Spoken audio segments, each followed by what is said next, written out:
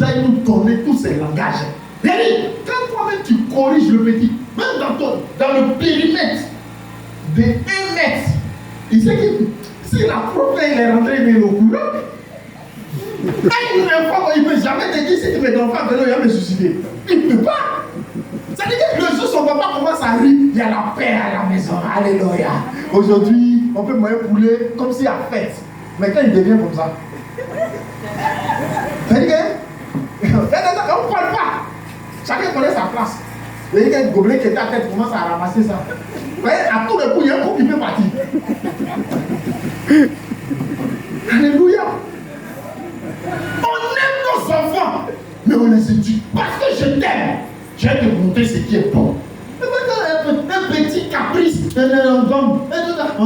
Maman, je vais aller au cinéma. À ton âge là. Moi-même, je suis né là toute ma vie. Quand j'ai l'âge, je vais te mettre au monde. Je ne connais pas ce qu'on appelle cinéma.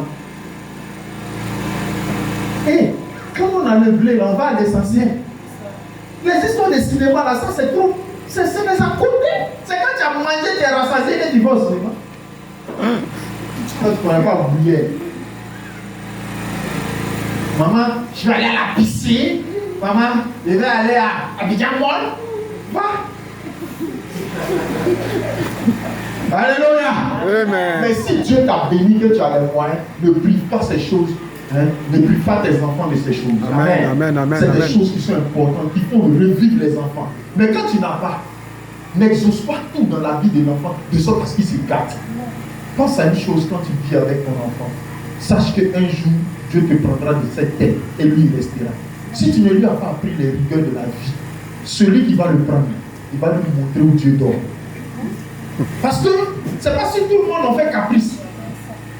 Non. C'est pas si. Il faut qu'il apprenne très tôt que c'est pas si tout le monde en fait caprice. Et puis c'est pas tout on exauce. Même Dieu, dans notre relation, c'est pas tout il nous donne. Actuellement, vous savez ce que moi je demande à Dieu. Il n'a qu'à me donner des gars églises. Et c'est tout il me donne. Voilà, vous avez compris. Il y a un temps. Seigneur, à cause de ça, il veut grosse église. Il allait prendre 50 jours déjà. C'est un suicide. Il ne t'a pas appelé là-bas. Amen. Tu as en train de te suicider. Seigneur, je vais une grosse église. De sorte à ce que dans d'autres, on dise qu'il n'y a pas l'homme pour moi le pasteur. Tu vas mourir là-bas. Tu vas mourir. Est-ce que demander une méga église c'est une mauvaise chose? C'est pas mauvais, mais il y a un temps pour tout. Amen. Laisse-le te conduire.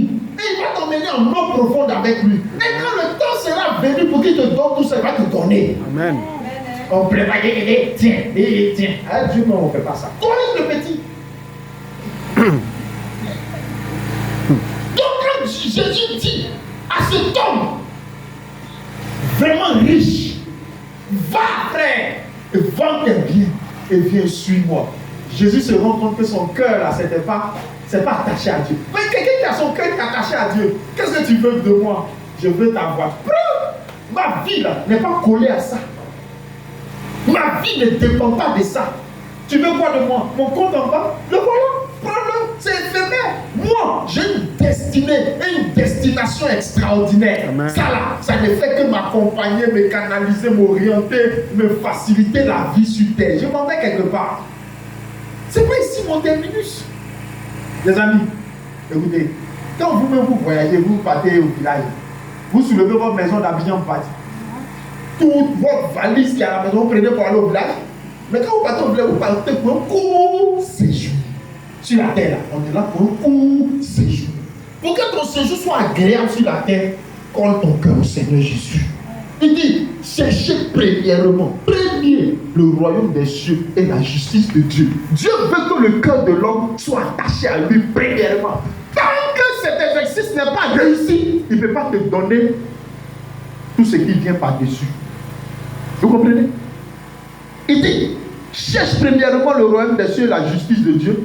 Et toutes choses vous seront données quoi? Par-dessus, après. Quand tu as fini de traiter ton cœur pour le pointer devant Dieu, parce que le cœur de l'homme là, il est attiré non seulement par Dieu, mais par les biens de la terre, par le diable, tout ça.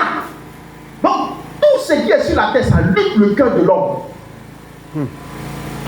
Mais celui qui doit remporter la lutte, et celui à qui tu dois faire remporter la lutte, c'est Jésus. c'est le Seigneur.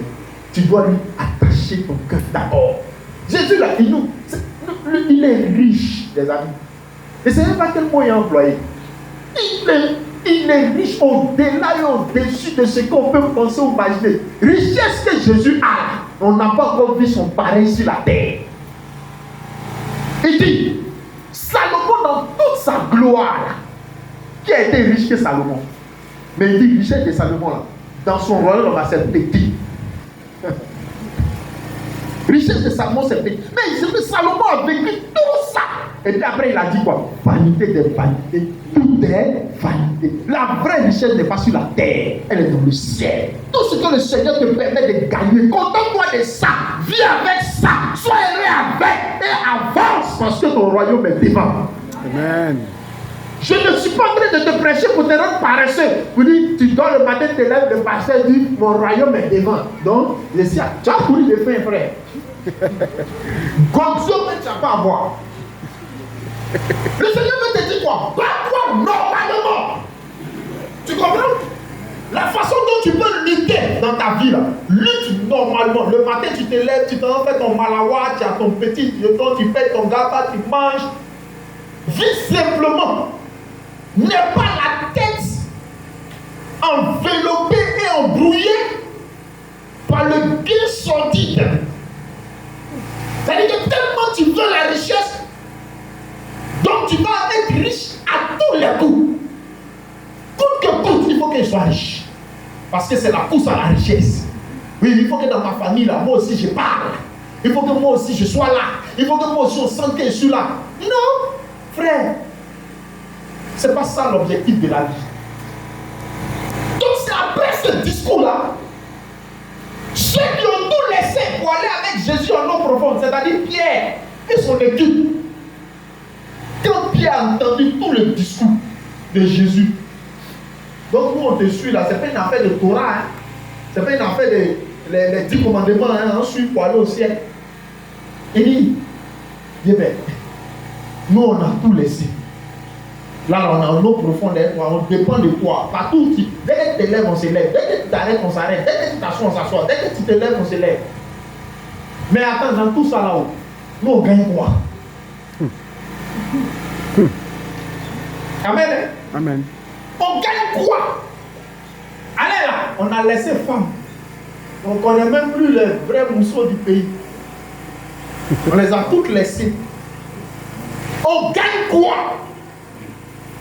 Et Jésus lui dit cette phrase intéressante qui est la récompense de ceux qui vont en eau profonde avec le Seigneur. Que dit-il? Lisons. Rappelons les choses.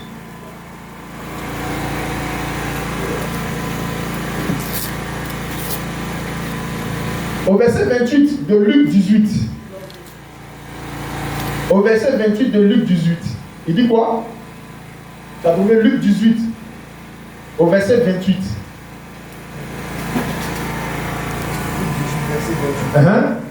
Pierre dit alors. Pierre dit alors, après tout ce discours-là, il dit à Jésus, voici, nous avons tout quitté. Voici, nous là, on a tout quitté. Et nous t'avons suivi. Et puis on t'a suivi. Et Jésus lui dit, je vous le dis en vérité. Moi, je vous dis en vérité, il n'est personne. Il n'y a pas quelqu'un qui ayant quitté il n'y a personne. Ça veut dire quoi? Quand on dit il n'y a personne, ça veut dire quoi? Hein? Aidez-moi. Français est compliqué. Quand on dit il n'y a personne, dans votre esprit là, ça veut dire quoi? Oui, on veut dire il n'y a pas quelqu'un. Tu vois, non? Est-ce que c'est la même chose que vous pensez? Tu peux me dire quelque chose? Hein? Il n'y a pas quelqu'un. Derrière ça, il n'y a plus rien. Il n'y a plus rien. Est-ce qu'on a dit que s'il est pauvre, il n'y a personne? Et c'est quand il est riche, il est là. Est-ce qu'on a dit que quand il est maçon, il n'est pas là, et quand il est président, il est là? Il n'y a personne. Personne qui est là. Tu mets tout dedans. Tout ce que tu crains, tout ce de qui tu as peur, il n'y a personne. sur cette terre. Hein? Ayant quitté à cause du Ayant quitté à cause de quoi? Du royaume de Dieu. Sa maison. Ou sa femme. Ou ses frères. Ou ses parents. Ou ses enfants. Ne reçoit beaucoup plus. Dans ce siècle-ci. Dans d'autres évangiles, on dit qu'ils ne reçoivent au centuple. Centuple, ça veut dire quoi? 100 fois. Qui ne reçoivent dans ce siècle-ci. Et dans le siècle à venir.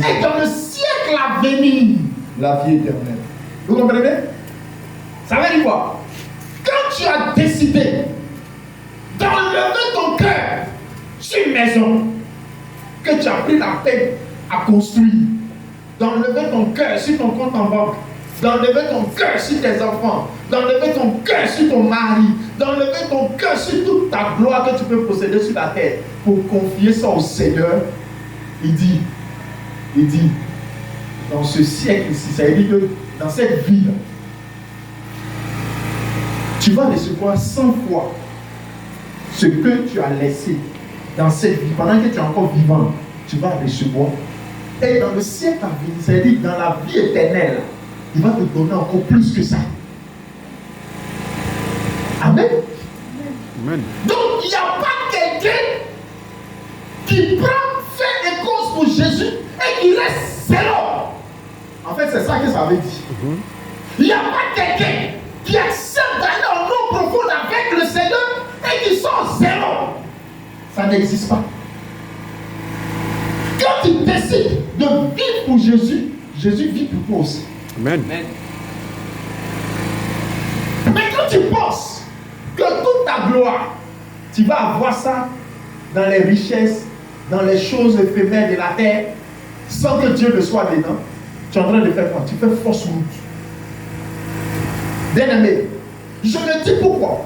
Parce qu'on a le sentiment que ceux qui viennent à l'église là, ce ne sont que les pauvres, ce ne sont que les misérables. De sorte à ce que quand tu es chrétien, ou même quand tu es pasteur, c'est comme si tu n'avais pas droit à de grosses maisons, à de grosses voitures, à de bonnes choses, mais tu dois rester pauvre. Écoutez-moi, la simplicité est différente de la pauvreté, de la misère.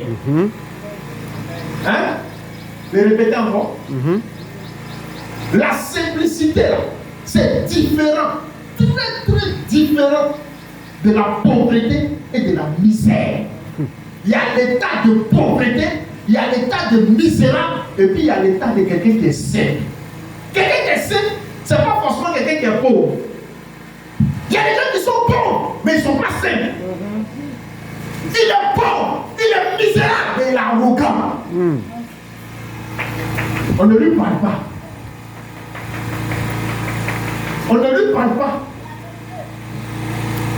Vous comprenez? Il est pauvre, il n'a rien. Mais c'est lui qui fait le gros dos. C'est lui qui fait la grosse tête. On ne le voit même pas. Mais il est arrogant. Mais par contre, il y a un qui a l'argent. Il a les moyens. Toi-même là, toute ta vie peut te payer. C'est-à-dire que tu ne fais rien. Il dit va t'asseoir à la maison. Il va te déclarer à la CNPS. Il va te payer chaque fin du mois. Et toute ta vie là, il va te payer jusqu'à il va avoir monnaie. Amen. Amen. Mais un tel homme, il est saint. Quand il passe même, on ne sait même pas qui il est passé. Mais le pauvre qui a réussi, aïe, il a monté, il cherche gloire. Et puis un coup, il se lève le matin, on dit voilà gloire, aïe. Quand il passe là, on dit bonjour mon frère, hé, gloire. Il faut se faire pour des pauvres comme ça. Voilà quelqu'un que la richesse a supplie. Et c'est maintenant ils sortent les adages. Écoutez les amis, les oiseaux de même plumage volent ensemble. Aujourd'hui, moi je parle avec Bill Gates. Et toi tu parles avec qui? Les gens de vraiment côté. Comme moi. Et puis passe. Aujourd'hui, il y a des gens qui Dieu a fait grâce. Et nous, on a une grosse voiture. Il va